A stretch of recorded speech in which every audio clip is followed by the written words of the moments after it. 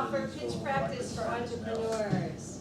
So asking is anybody here for the first time today? Our speakers, that's awesome. We're going to break you in. You're going to see what a friendly group we have here. That's great. That's great. Well, do we have any announcements to talk about for things coming up this week or next? Tonight, the monthly unwind event, which is kind of a mixer.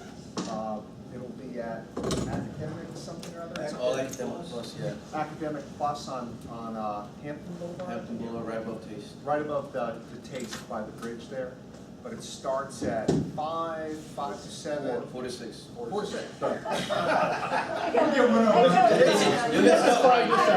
It's the drugs. I have an excuse. 4 to 6, free wine, beer, hors d'oeuvres, and just a chance to meet up with other folks in the community. So, Name of the place again? On Hampton Boulevard? Hampton Boulevard. It's Academic Plus. It's Academic Plus. Academic Plus. And for 4 to those that 6. have been invited from 6 to 8 is the 1-year anniversary, I guess, of Percolator. I don't know which version. But he's got a big thing coming on 6, so we're going to be hopping from one to the other.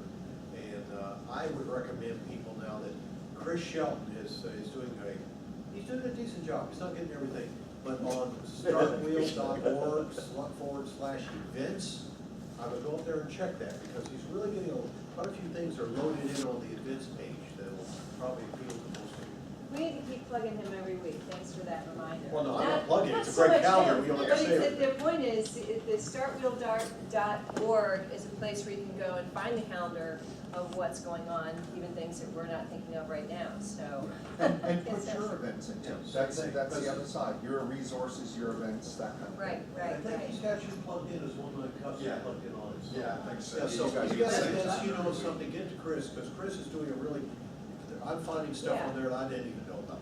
And an announcement for that, if you guys know something or cooking something up that's going on, go to startwheel.org, send him a note, get it on the calendar, so he'll help you to promote things also. Great. That brings up a thought. There's a thing called the HR Cyber Alliance. It's run by ODU and VMAS. They offer cyber internships for students coming out of the military, students coming out of school, people who are in work would like to get into cybersecurity. It's a pretty good deal. And they've got money to pay for your intern for a year. There's an agreement you sign up. So if you're interested or know anybody who's got a cybersecurity business that wants to get more folks in that world trained up and into their company as employees, good place to start. HR Cyber Alliance. Excellent. Joe?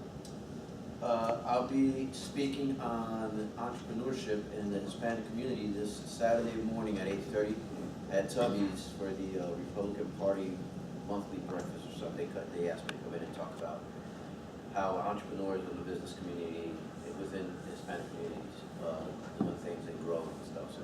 Oh, excellent. And Which Tubby's? Tubby's the one on Great Neck and Virginia Beach Boulevard. Okay, gotcha. And Espanol. No. no. Oh, well, yes. Yeah. I just want to mention that offshore wind, it looks like it's going to become a reality now here off the coast. There was a town hall this past Monday in Virginia Beach and Mocha, but there's another one coming up this coming Monday at Hampton University, their campus. So those of you that are interested in alternative energy, about progress that's being made, about the diversification of dependence on traditional energy sources, a great opportunity to talk to some of the folks that are leading the way to make this happen. I got one thing about that, and that meeting was primarily explained to the Hampton Roads where the job creation would be for manufacturing the thing. The problem is with this windmill system out there, it's going to be at least $12 million a unit. Putting it in, putting the infrastructure in to handle it. It's not ever going to make a single penny of profit, and the energy it does make is only going to offset Dominion Power's energy a small amount. Okay. All righty. So how do you feel about it? We'll pick up that discussion when we are finished today. after our presentation for our fantastic new entrepreneurs, Paula and our Saw, which is how we get to Panda Homesteading Vacation Village. Take it away.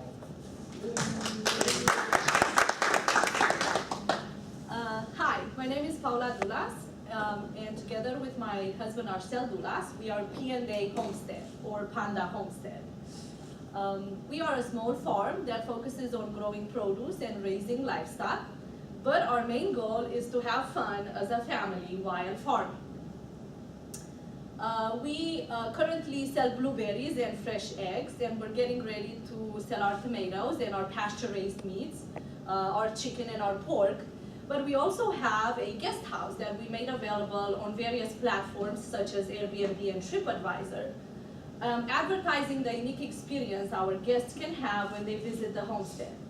We actually invite them to participate in our daily chores, pick tomatoes and blueberries and collect the eggs and feed the livestock, and even clean their shelters if they're up for the challenge, but nobody wants to do that just yet. Why? Why are we doing all this? What's the issue? Well, Americans are 2 to 4 generations removed from the land, meaning they rely solely on grocery stores to provide their food. And the grocery stores make the food cheap, and they make it look beautiful, and they make it look plentiful, yet half of it ends up in the trash. And I did some research, it's about $165 billion a year ends up thrown away. At the same time, we have 42 million Americans struggling to put food on their tables. And we also have Americans spend over $40 billion on grass seeds, fertilizers, and lawnmowers. Okay, what am I talking about? What does all this have in common? What is the solution, and how can Panda Homestead help? What I'm about to tell you, it's nothing new. It's been around for many, many, many years. But somewhere down the line, we forgot all about it. It's called homesteading. Learn how to plant, grow, harvest, and preserve your own food. And where do you go to learn all this? Well, you come to Panda Homestead, of course. Have you ever had a homegrown tomato? Did you ever taste a fresh egg laid yesterday? Did you ever open a can of homemade jam? Did you ever make butter? Would you put that butter and that jam on a piece of freshly homemade bread? You should. Sounds good, right? So you can come to Panda Homestead and you can do all this. We've been conducting agritourism activities in Southampton County since March 2018, just this year. We attended a workshop, agritourism workshop in February, just before we opened the business to the public, and we learned some pretty cool facts. Agritourism is actually a growing industry in the United States. It's very popular in Europe, where I'm from. I'm from Romania, I'm very aware of it. But in the United States, it's still growing. It brought $1.5 billion to Virginia economy in 2015, out of which 142 million were spent by customers right here in Hampton Roads. And the numbers are growing. I don't think they released anything since 2015. But we are proof they're growing. We just opened in March, and since then, our income increased 30 times.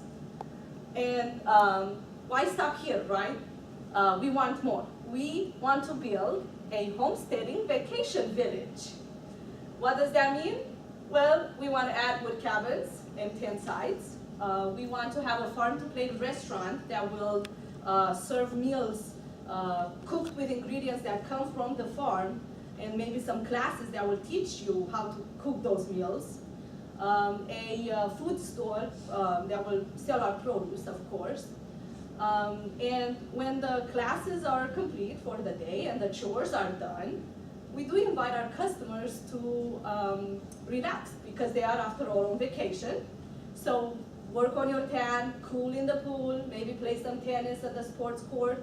The children can have fun at the playground, play some mini golf with the family, maybe other fun games that we can have available throughout the village. we do want to become a nationwide known homesteading campground. And our business model is unique because it caters to both the producer and the consumer. We want the farmers across United States and the world to use our business model to increase their income by inviting the customers to stay on their properties and teach them about farming, teach them what really goes on behind the scenes. That will provide some financial stability and it will help them sustain their farms and families. And we tend to the consumer. We want to teach people how to be more self-sufficient. We want to take these life skills that we're going to teach them, take them back home and apply in their own lives. That will make the vacation totally worth it. They spend a weekend on vacation, they come home with something, not just a memory of how relaxing it was. And that will save in return money and time, and it will provide some stress relief, that stress caused by food insecurities that I was talking about in the beginning. So, instead of buying the lawnmower and spending all that money on gas and water to maintain that perfect lawn, spend a week in the village and we will teach you how to get rid of all that grass, replace it with a garden that will not only produce food for your family but for your neighbor as well. Next year, send that neighbor to the village so he can learn your secret. Homesteading Vacation Village, brought to you by Panda Homestead. Thank you.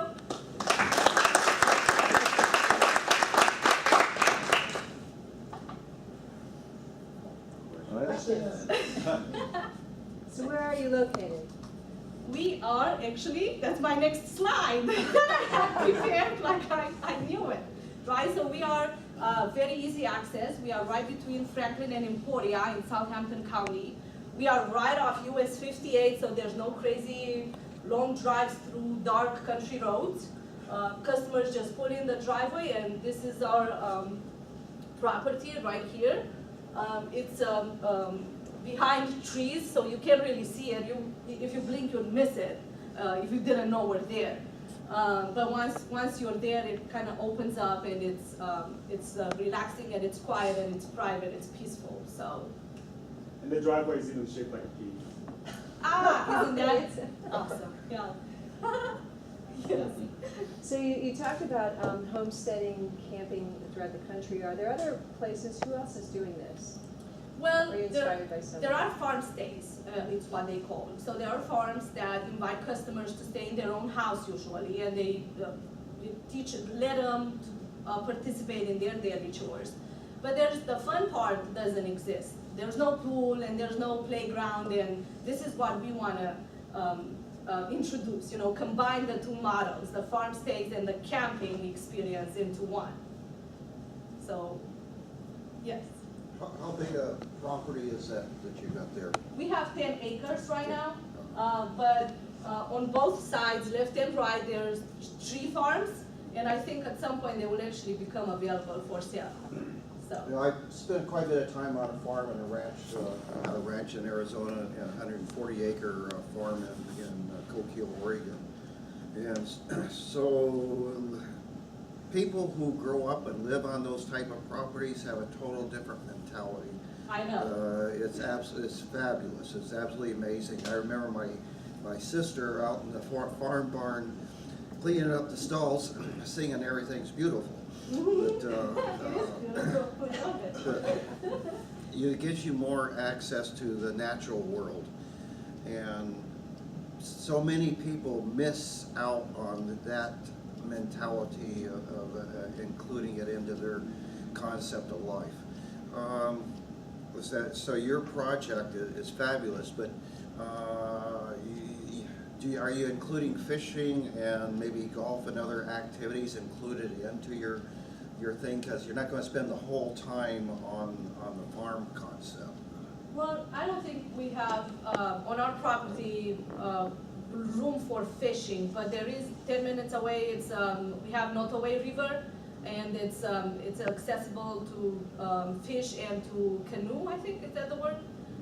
And there's a store in Franklin actually that rents the equipment to do all that. So, you know, they don't really have to stay on our property as much as I would love to them to stay right there and spend all their money. There's other little activities that they can do in the county. Another thing you might check into is getting co-op with some of the universities in agriculture, as people would get credits, actual credits going out there and learning how to do all this stuff on hands type of thing. So that's yes, another definitely. facet. Another thing, alternative homesteads. What was I thinking on that? Getting in with the real estate people, once the people see what your place is like, maybe they'd like to buy a small place of their own. And you could work co-op with real estate type people in your area. Yep. And problem, people go home, they still have to use the lawnmower. Well, no, because we're going to teach them how to get rid of the grass, and you won't need to use the lawnmower. You'll just go there and pick your You still tomatoes. gotta mow your lawn. When you come, you get a free goat, so the lawnmower. Yeah, goats are great. Yes. So you plan to have some cabins and expand, and do you have the funds for that? And what is your plan? So are you looking for investors? Yes. Okay. We are, right now, our initial investment is $7,500, and we're on track to return all that by the end of the year, actually, the way things are looking. So we did some estimates. This is our rough estimates based on what we know things cost. So we think with between $400,000 and $500,000 is going to build a whole village with the whole concept that we have. This is how much it's going to cost, and of course we're looking to work on creating a solid business plan so we can present this to investors from a financial perspective as well, not just the concept, the idea. Well, I don't know, maybe you can find some organizations that might help you to build, like maybe some schools, local schools can help you, like to, you know, they can teach, if they are teaching how to build structures to kids, so it can be a hands-on experience for them. That's a good I mean, I know there is engineers with borders and stuff like that, but I don't know if they will help. As you're a commercial business, they might not help. So you'll have to research that. We do want to cater to the schools in the area. We do want to have field trips for the students because we want to focus on families and children, so we can teach them this homesteading thing. So I don't know. That's a good idea. Yes. Yes. Ray, are they far enough west to be able to go to the Tobacco Commission? I believe that they are.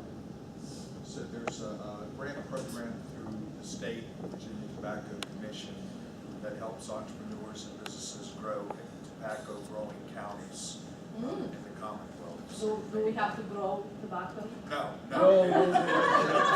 It's part of the settlement money to help, put money to the communities that depended so much on tobacco in the past. So they're looking for creative new ideas to invest in, and that certainly could be an avenue at least worth investigating. Yeah, it's monies to replace tobacco work, minor work, and other things out west, economically disadvantaged. And they're always looking for good ideas. That's why I asked Ray, he knows a lot about that. It's worth taking a look, they give you money. Oh, I love money. Yes. Are you familiar with shareholder cabins? A lot of the big farms and ranches, even around here, would have 5 or 6 of these shareholder cabins. So when they brought in people from out of the area to help harvest or whatever they were going to do, they had a little house they could stay in during that period. And this would be similar to what your concept is. And if you based for historical purposes and concepts and stuff, based it on that type of operation. The 10 acres, you're not going to have too much to harvest. Well, see, that's our goal. We don't want to cater to people that have 500 acres and 5 tractors, and we want our customers to be Oh, yeah. the city Vacation folks spot. that have like a quarter of an acre in their backyard. So, yes. You know, idea you may want to consider also is obviously this time of year, a lot of folks with kids go off to summer camp. So maybe having a couple of weeks within the summer that you would have kids in for summer camp. Maybe it could be affiliated with some kind of church organization. And you obviously have to have a counselor that knows how to do those kinds of things for a week or two. But I think there's certainly some possibilities to get exposure and to make income from some type of summer camp for kids there. Yeah, that's great. I love Ano- it. Another thing you might get involved with is 4-H. 4-H, yeah. We're in touch with the extension office in Southampton County. So they came to the property and they gave us some ideas. They looked at how safe it is and if it's welcoming for people. And we had the business office in Southampton County also came. So we're trying to get our name out there, but we're growing slowly. Yeah, that reminds me, each county has an agriculture extension office, so Mhm. you definitely need to plug in whoever that person is in Southampton County. Yeah. Yes. How many people do you need to have as visitors, paying visitors, to break even? I don't think I understand the question. You're gonna spend hypothetically $507,000 to build this. Mhm. If it's a business, you should be looking to recover that money and make a profit. So Mhm. what's your plan for doing that? Well, we looked at it this way. Out of 365 days a year, we're gonna have at least 100 days that we're booked. We have 10 cabins, $100 per night. That's 100,000 a month. Right? How many cabins? 10 cabins, $100 a night. So that's $1,000. And That's 100 out of that, Times 100 days, yeah. out of That's that, $100,000 Yeah. a year. in 100 days. But I don't think they're only gonna be booked 100 days. I think it's gonna be during winter seasons, there's hunters in that area. And we can definitely make the cabins available. Our restaurant will still be open and will sell meals, breakfast, lunch, and dinner. And we definitely can have classes all year long on this. It doesn't have to be an on season only. So I think. Is 10 acres enough property to do this? Yeah. Again, we don't want to make it look big and out of reach. If you have a half an acre in the city and you come and you see 200 acres, you'll be like, ooh, I don't think I can do this.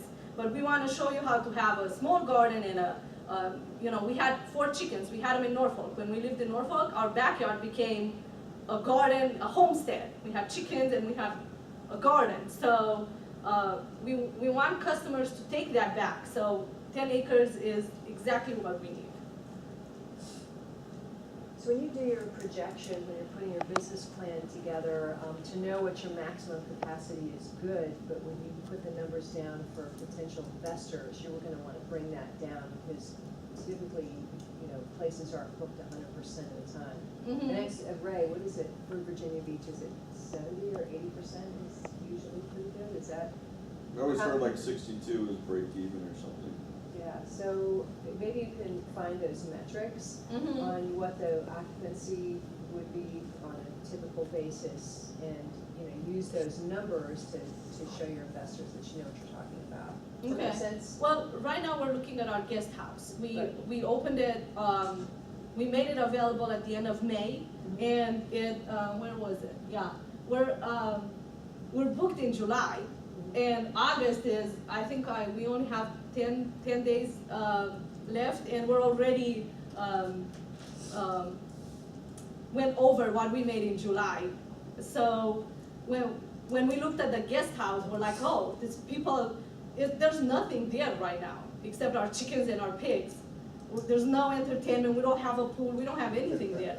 But your experience is gonna change when you have all that. Mhm. You have 10 acres and you have 10 people, like you're giving a real farm experience. Mm-hmm. My concern with your business model is there's a reason all these other places aren't adding pools and to tennis courts and all. You're gonna end up getting commercialized, and I think you're gonna get away from your core business model. I like your homestead business model. I just don't think you should build a city out there in 10 acres with 10 cabins. Doesn't seem to, I think you're gonna change the experience of your guest. Right now, it's high demand because you don't have a whole lot, you don't have 10 cabins. Yeah. So it's kind of like, oh man, I have to get in there when I can, so let's book a date. So you're making it, yeah, you're making it want, people want it because they can't have it.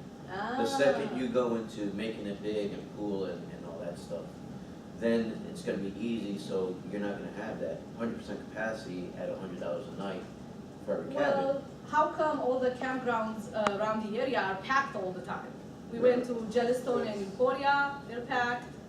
That's a campground. That's a campground. It's a campground. Yeah. It's a different experience. If you wanna build a campground, look how much land they have. Mm-hmm.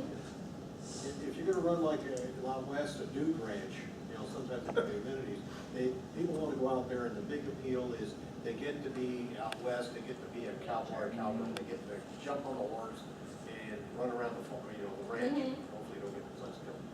So, what you do is, I agree, if you add a tennis court, like, Yeah, Maybe a pool. turn people off. or a swimming hole, you can call it a swimming hole.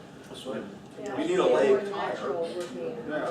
Yeah, you remember your core belief is to return to nature. Well, nature's not pools and tennis courts. If I want that, I'll just go to the campground. There are a lot of people that would like this, but I agree, if there's pools and tennis courts and mini golf, it's kind of defeating the purpose. That's like the city. Why would I leave the city to go do the same thing? Well, there is one So thing you can after. learn how to grow tomatoes. I have a garden and I have a pool, and the best thing happens after working in the garden in the hot weather. I love Jump in the pool. Yes. So We need a I would recommend the pool, but maybe tennis court or Maybe like that's too you are much. gonna get families with kids mostly, and when you get those, the kids are gonna be interested in about 20 minutes. So if you can keep them busy with your idea, that might be then the parents can enjoy their time in the garden too. Also, I mean, I have a half an acre yard. Our garden is maybe 20 by 10 feet, and there's plenty of vegetables in that area. So are you gonna do like every house will have their own garden kind of concept, like in front of them, or like every cabin will have their own garden in front, so they can take care of that, or is it gonna be one garden that they share? One garden. I mean, I didn't think of having a garden for each cabin. Okay. As customer leave, another customer comes in and continues the work on the garden, Yeah. I guess. I don't know, I didn't think about that. What to do is then break it up into plots that are smaller. You can have same garden, but you can have different plots, maybe different types of crops, because the appeal's gonna be, when they're there during that week, they harvest something. So you've gotta have something, once you get into the growing season, finding out that they're harvesting something. It's a real bummer if you go there and you don't harvest anything. Yeah. Or they're canning, or they're doing something, so you might do something like that.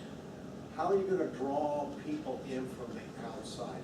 It's great to have it, you got the 4-H club, and you get the local community involved, but as Jerry points out, you're just recirculating the same money in the town.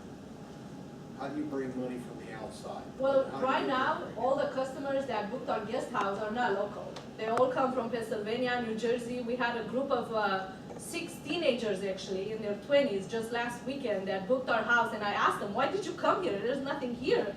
And they said, we wanted this. And they came from Pennsylvania and they stayed 4 days, 3 nights.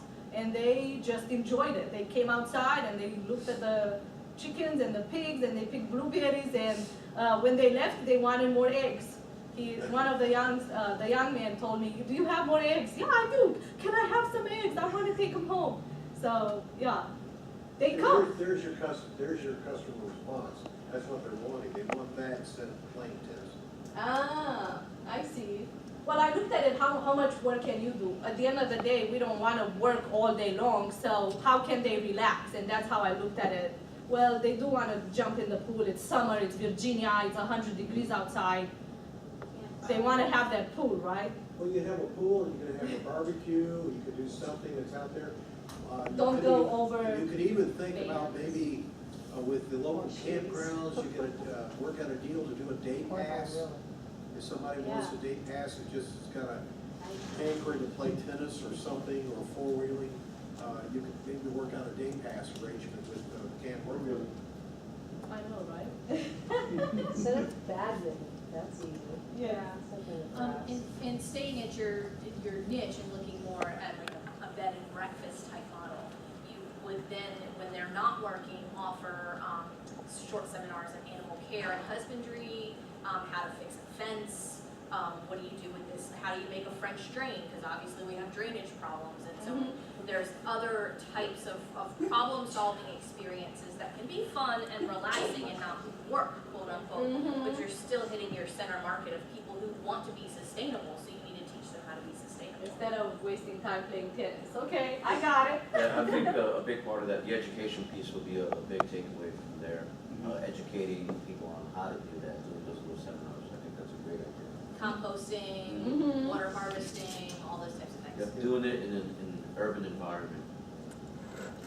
And what you don't know, then bring in people like I don't know if you're beekeepers, but have some of their own beekeeping. A tried and true for some of the people is what natural herbs can you eat out there without getting yourself killed. But having someone that knows what they're doing, they can take a tour through the woods and say, hey, this is good, try this, that kind of stuff. Foraging and stuff like that. Tea gardens. I love it.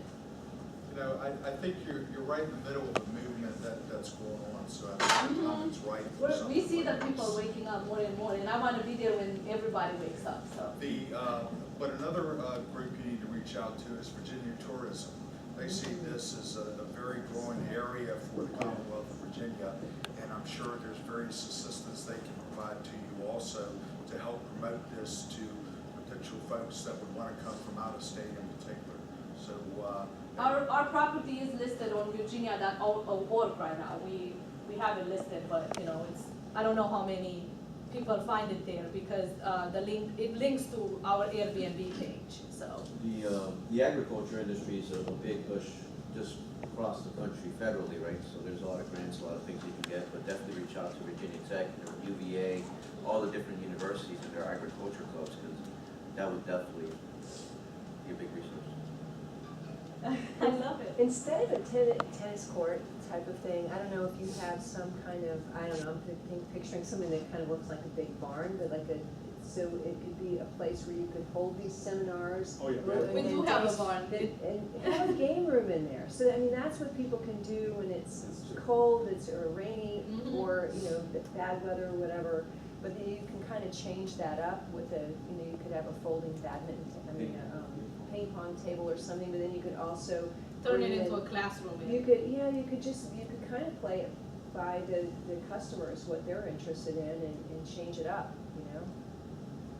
If you give a tractor, people like driving tractors. Just to We try did it. have some customers 2 days ago, they were taking pictures on our little lawnmower, because we A do riding have a lawnmower. lawnmower. It was a riding lawnmower, and they were sitting on the just, lawnmower, taking pictures. Folks who live in a condo, they don't do that, right? I know, I've never right? seen one of those. They just made us laugh. So I got a question on the cabins. Have Yes. you already looked at all the issues of the infrastructure? You have a sufficient water supply? You have a sufficient electrical power? 'cause they're also gonna Electrical, be yes, air conditioning, um, all that sort of stuff. we Drainage. have to probably dig a well, but, we could tie into the current septic system. It's gonna be close enough to the guest house, so we can tie into that. But as far as the water system, we would have to dig a well for that. Yeah, and we included it in our, I was looking at that and, you know, to me, so you always end up having to pay more than you estimate, right? I Yeah. And know. the cabins, the folks, they'll stay and come back with the cabins, right? So the idea would be, what are you gonna do with, I don't know what you're doing for plans for the cabin are, but I'll bet they all want air conditioning. Oh, yeah, And they you're will out be there in with middle of us. Virginia, right? Yes. Okay. And they're gonna have a small bathroom and a little kitchenette, so they can pick tomatoes and then make a salad if they want to, or they can eat at the restaurant. Depends on what they want. How many folks live within driving distance to just come to dinner when you get up and established and have a restaurant? Well, we tried we drive 15 minutes to Emporia to eat at a restaurant. So Emporia and Franklin are both 15 minutes away from us. And there's so many people drive by because US 58, I think, connects Virginia Beach to 95. And it's in South. 295. Yeah, And there's so exactly, that's many, what it is. we see so many out-of-state cars that I think will just stop because they see the sign and local food, farm-to-plate restaurant. Right. You got a brochure to put in all the little rest stops on the interstate? We will. We had flyers when we attended a community day in Franklin, so we got a lot of exposure that day. Oh, I love it, look, I don't know what to choose. Yes. So I know they talked about summer camp. So I lived in Iowa, and a big thing they have out there is they have the original schoolhouse that are in almost every big town. And every summer, you pay for your kid to go, and they have costumes, and they dress in the old dresses. Oh, wow. I didn't do it, I was still my sister did. But they book it out every week. I mean, the kids love it, and they go in there in one classroom, and they teach them on the chalkboard. They each have their little chalkboard thing, and they teach them out of books that they kept. But they teach them how to churn ice cream and butter, and they have a small garden. But you could do something like that, obviously, for adults or kids, but charge like, I mean, they do per week. Each child goes for a week, and if you want them to go longer, then you pay longer. But other ideas of like tennis courts, teach them how to make ice cream. I mean, the butter churning is pretty close to ice cream. I They guess did it. our fear was that, okay, once they learn all this, they're there for a week, let's say, and once they get all this done, how much can their brain deal with it? Do they Right. wanna, Well, the gardening you Well, can you have to take come back, but ice cream, more than likely, they're not gonna go home and buy a churn and make their own ice cream. I mean, I'm more likely to grow tomatoes, but those are other ideas to keep them busy at nighttime that are more in line with your, you know, returning to nature than tennis courts and TVs and blah, blah, blah, blah, blah. yes. Yeah. You have an unlimited potential with this operation. First, I would advertise with the travel agencies a unique vacation stop. And then each week have a different theme for each week. Something you want to teach your the Like this people week going is in there. canning, this week is. Teach you how to make moonshine. That, You don't want to make moonshine. Stick with the Franklin theme. I bring moonshine in my suitcase every time I go to Romania. Don't tell nobody. You're on video, by the way. Oh, good, give me that part. Are you currently surveying your customers? Again, asking them why they came, what their interests Oh, are? yes. And you're collecting like demographic data on ages and, I mean, we had, the youngest we had, I think they were barely legal. I hope they were legal because they were drinking. But I think they were barely legal. And then we had, what was that, in the 70s? So it's, I think, early 20s and all the way to 70s. Right. So I think collecting that data over time is really gonna allow you to market yourself properly. Yes. And so as you're thinking of the marketing and you ask, and I hear what you're saying, you imagine people coming and learning and taking this back home and transforming their home. I think that's a beautiful reason for you to get into business. But we're envisioning people, I mean, you're so close to 95, you can be this place where the northerners on their way down south, this would be the place where they stop to stay one night and experience this cool farm thing that Right now, they're not that's- going to do in their life, but you could really be on the map of one of Right the now, coolest that's what it places to is. stay, It's people coming from New Jersey, Pennsylvania, and New York going down to Florida. This is our Exactly. customers right now. They book it because, ooh, this is cool. Why would I stay in a hotel Right. when I can stay here and I get fresh eggs and blueberries and. And this customer has money, so I mean, not everybody, but, you know, it's a good customer to target. So I think you should think about your business in several different streams of income. You know, you have this traveler, and then you have the local people that might be at a restaurant, and you have the school, the week-long events, but they're, you know, they can all maybe fit together some way. we were looking at it as I don't want to be a one-night stop. I want to be their destination. Right. So sure, we're gonna have all those one-nighters, but I want families to stay there for a whole week and spend all their money in my village. Can you tell me about the Joe Salatin model real quick? Joel Salatin, if you don't know him, he's the guru of modern farming. We love him. He has an internship program, and thousands of people apply each year. I think last time I checked it was $800 to, he only picks a few, but you have to be 18, you can bring your family, so if my husband goes, come home with all these ideas, you crazy man, get out of here, right? I don't know what he's talking about, I can bring my child, so we can do it as a family. But thousands of people apply each year and he only picks a couple, and you have to pay $800 to learn his business model. Of course, I Googled it, I found out what it is. I'm not going. I got one question and maybe a discussion. One of the question is, I'm trying to figure out how the people from Pennsylvania found you. How did you get the word out for that? But somehow you got people finding you. Mm-hmm. That's the question.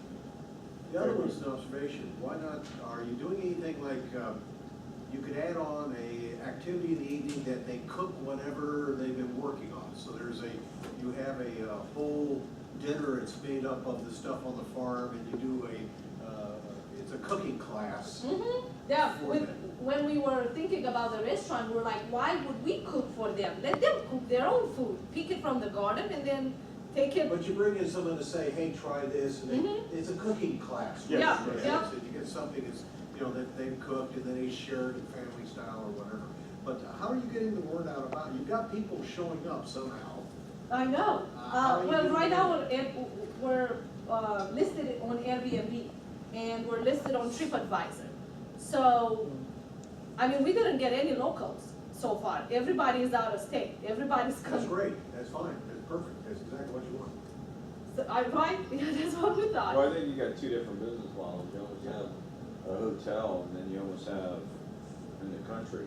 Mm-hmm. Your location's so good, you could just have 10 cabins, more as a hotel, and change your business model a little bit, and then go buy a larger parcel to go your homestead on a bigger scale. Because I think you're gonna, if you have travelers coming down, they're only there, what, 5 o'clock on? Mm-hmm. You have a different business model than you do if you have people coming for the whole week. Mm-hmm. Or if you're doing different classes. One thing you didn't add here is the running costs. Like you are gonna make 100,000 a year, but if you have 10 cabins, you are gonna need some help. 2 of you will not be able to manage, so you have to calculate that in your business model. Yeah, we thought about having a receptionist, cashier type of person, and then a person that will take care of the cabins, replacing the sheets and all that, and a cook, because if we wanna have the restaurant, we need a cook, and then we're gonna be the managers running around and doing all that. So. You are gonna need somebody in the farm because that farm is not gonna be run by the customers. This is what made us think of this. We work 6 to 6 right now. We're not on the farm. We're IT people by day actually, and we're farmers by night. This is what we say. And we love farming. We want to be home. So we realized, we ran some numbers. We realized if we sell blueberries and eggs, we're never gonna make enough money to sustain the farm and us. So then we had that guest house and we put it on Airbnb and it exploded. And of course our heads exploded and we realized that's where the money will come from. It will not necessarily come from our tomatoes and our chickens. It will come from hosting people. So what that will give us, the fact that we host those people and they bring money without too much work on our part, will give us the time to farm. Because that's what we want to do. We want to be the gardeners and the chicken caretakers. Believe it or not, though, the farming part of this operation is 30 minutes in the morning, and about an hour, 45 minutes in the evening. I know to feed. I'm familiar with the yard and working, but I don't know the chicken part. But if you have a lot more land, you are gonna need more than 30 minutes because you are gonna have some bug issues. You know, somebody has to take care of the farm too. Yes. It's gonna be us, because Then you are gonna quit your work. Take care of the guests. well, that's where we're gonna have employees. We're gonna take care of the homesteading, the classes, as we're bringing them in, at least this is how we see it. The customers checked in with the receptionist.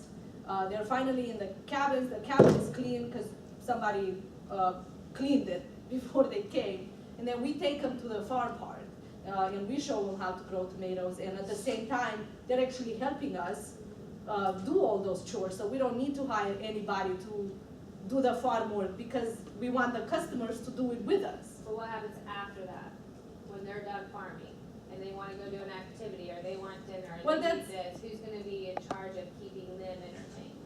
It's still gonna be us. Okay, so you're done farming by then? Yes, well, that's what we're trying to say. Farming doesn't take all day. Right now, we work 6 to 6, and then we have the farm. So we have our 30 minutes in the morning, animals, garden, quick chores, and then we have them in the evening as well. So in the middle of the day, that's when we put in the classes and the tours and yes. So you're getting $100 a night, right? Is that what you're charging? Right now, for the guest house, oh no, it's way cheaper. The house is listed at $80, and we have a 1 bedroom available for $40. So we don't want to only target big families. So if you're one person and you only need a bed, we're gonna have 1 bedroom available for you, and we close the other bedroom. You still get the kitchen and everything. Yeah. Have you tracked when your customers are stopping? At what time are they coming? We have the check-in time between 6 and 8, but nobody makes it. Everybody is after 9. So the guest house is open. We give them directions on how to get there, so they find it easily, and they find it, and we look out the window, we see them, they're parked, they're in there. 9 at night. Mm-hmm, Yeah, we have 1 to 3 in the morning. yeah. Yeah, they're not gonna do the farming and all, they're just crashing there on the way down 95 or something, right? Yeah, right now, I think it attracts the idea that it's a homestead, and when they wake up. I think it's cheap. Yeah. Yeah, I think that one of the attractions, I know a lot of people that drive, for family. There's folks there, and they got grandparents or parents up north. I know folks about every month or 6 weeks are driving from Savannah, Georgia area to Connecticut. Well, give And them they make a stop here in Norfolk area someplace. No. They can stop in Cape Breton. Right? Yeah. But when you've got all this ramp up of revenue from what these guys just, I kind of think that's it. Now, a lot of people want to stay overnight someplace and they want it cheap. And that's, hey, we can stay here cheap. $80 is cheap. Yeah, As opposed to 150 to 200 bucks. It's 3 beds. So 3 it's- beds for $100 or $80. Yeah, Right now. The whole house. Raise the price. Yeah. Raise it, see Yeah, what you- happens. See what should happens. You should have a couple options. Maybe you have a building where there's just individual rooms, and those are cheap, a room without a kitchen, without all this stuff. But if you're getting a whole cabin, I mean, It's 2 bedrooms, three Oh beds. my We have gosh. 1 bedroom with 2 queen beds. That's why it's renting. And do they get breakfast free in the morning? Well, I put eggs and bagels in the fridge, and they eat it all the time. So. That's why. Yeah, it's cheap. Raise it $20 at least and see what happens. Okay. How much is it Yeah, renting? great. You're saying it's renting a lot. What are your numbers? What are your real numbers? Well, July is booked. We only have the 3 days. Every day? Well, we block certain days because, like I said, we are at work, so we need time to turn it. So if we have, for example, we have a family come in, book the whole house, I'm not gonna let nobody book it right after them because I need 1 day to turn it, to clean it. So it's not booked every day. What I consider it booked is, what I can handle. But I don't think your people are stopping in the morning during the day, right? They're stopping at night. Yes. Book it back or back. Tell them they can't check in until 6 p.m. If you're charging $100, it's a family crashing there because they can't crash anywhere else for $100. Okay. $20 Without getting bed bugs. I just checked the prices in Emporia. It's $40, $45, $75. But I wouldn't It goes stop up to in Emporia. 120. Yeah. Well, I mean, they are their customers. They will stop by Emporia because it's 15 minutes from that. But you have a whole house. It's a, yeah. It's It a is whole an house advantage. for $100.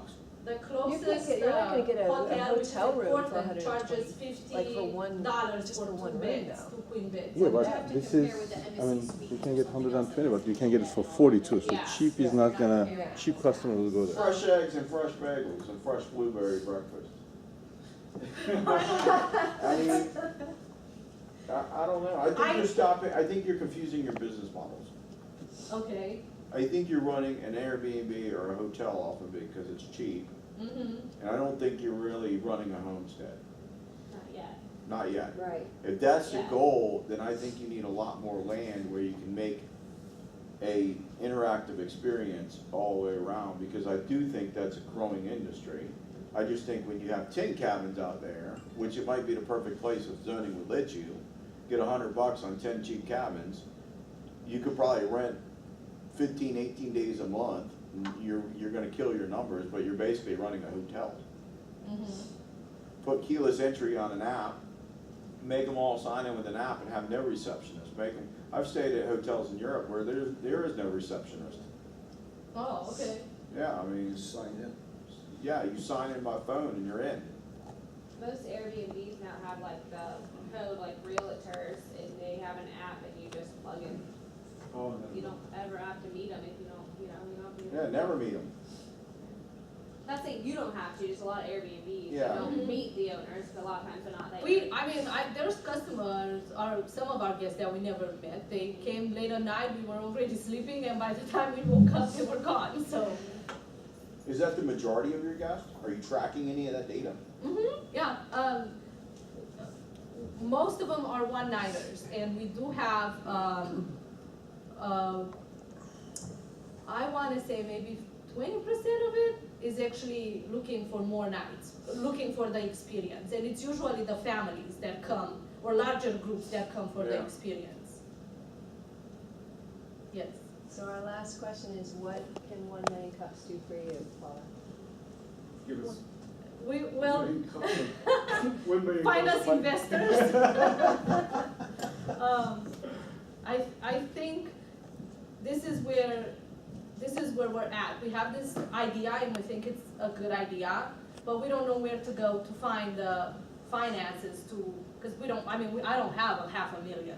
So I don't know where to go from here with this idea. We can have further discussion, but you can take this with you for at least 1 million cups of coffee. Oh, no coffee.